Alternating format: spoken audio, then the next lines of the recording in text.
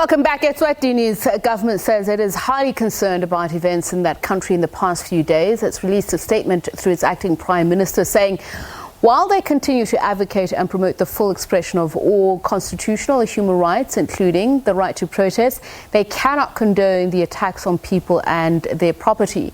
Violent protests erupted in eSwatini 10 days ago and spread to several cities and towns. Prominent human rights lawyer Thulani Maseko, who's a spokesperson for multi-stakeholders coordinating team, says at least 52 protesters have been killed by security forces and scores injured thus far. We're joined now by eSwatini Minister of Finance, Senator Neal Rijkenberg. A very good evening to you, and thank you so much for speaking to us, Minister.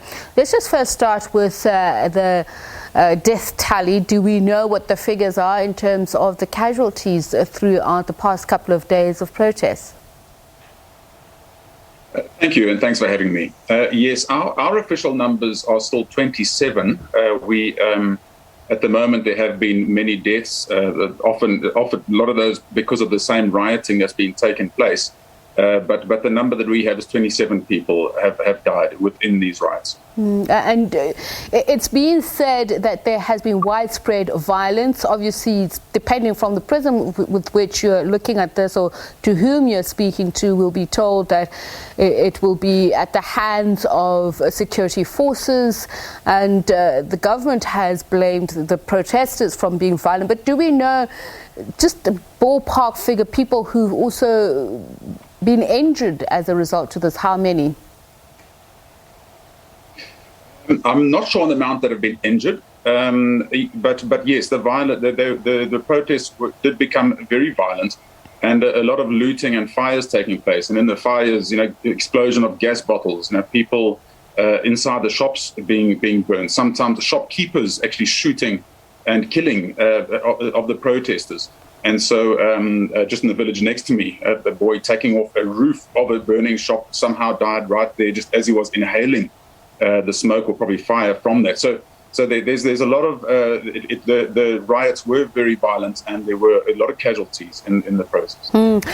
But obviously, as I said, those who are in the opposition who have been protesting have a different point of view. The government, for instance, has tightened security, as you say, to regain the rule of law, peace, and to protect all of eSwatini. But how will this be done? Because there's been criticism plenty of times in the country about the heavy-handedness of law enforcement officers.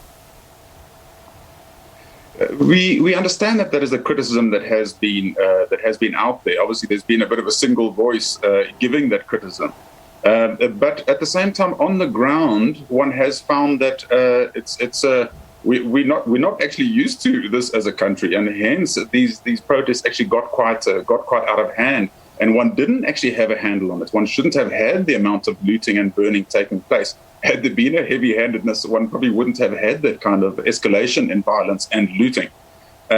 So, as you say, there probably are two sides to the story. And I'm glad you say that, because then your detractors would say, of course you'd say you're not used to that because there has been a repression of peaceful dissent. This is what your detractors say, that it's been hidden, the heavy-handedness of the government, that those who seek to speak out against what they see as martial law are accused of creating this perception. So it is clear that you are at polar ends of what is happening in Swaziland at the moment.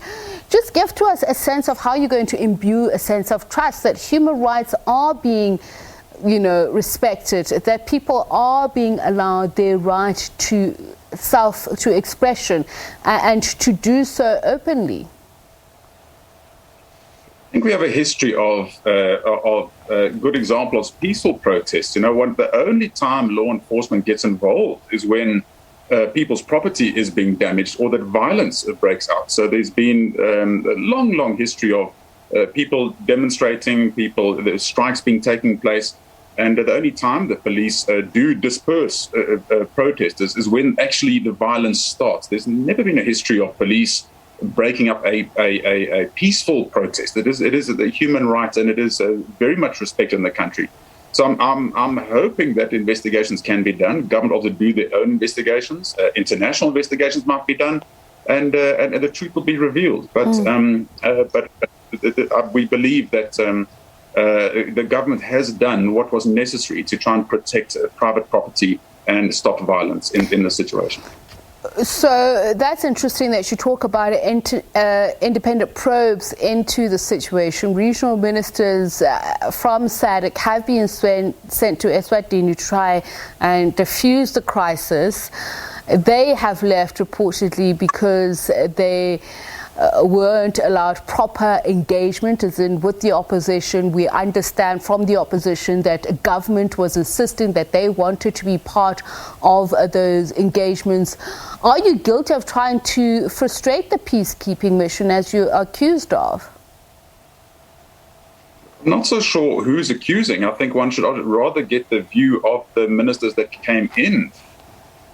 They came in, they did meet. First, they met with the acting prime minister. They then met. I was one of the ministers that they met with and had discussions with him. And then they said, ministers, leave. We're now meeting third parties, which they did.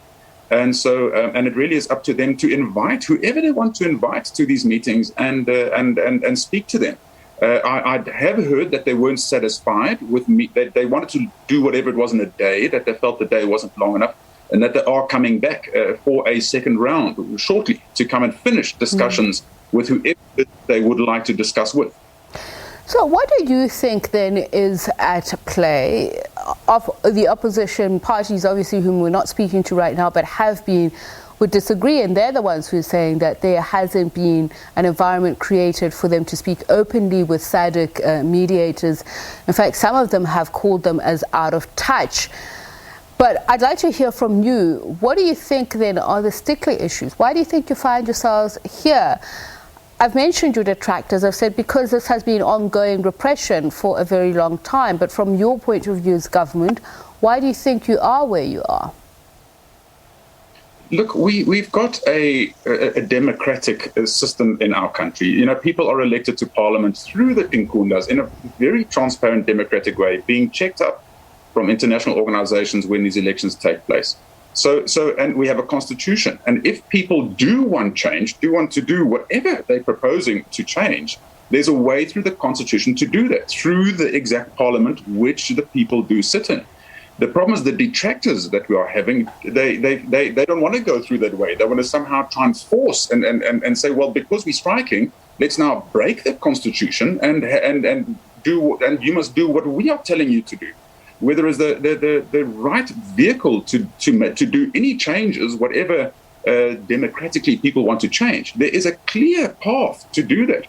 And that clear path would have to be done by people that are elected by the people within Parliament. And just finally, in the meantime, are you saying that the talks to resolve this issue would then occur within the curfew? I believe there's a curfew of 6 p.m. to 5 a.m. Does this continue? So the curfew is put in place for COVID. I mean, we are also battling with a third wave. While we're battling with everything else in the country, we still have COVID looming over us with a third wave that has started. And so the curfew has been put in place mainly for the COVID regulations, but obviously even though the COVID regulations were in place, the looters, and people doing what they did obviously not adhere to any kind of COVID regulations. So, but the COVID regulations are for the curfews are for COVID regulations. Okay, all right. Thank you so much for speaking to us, Minister of Finance in eSwatini, Senator Neal Rijkenberg.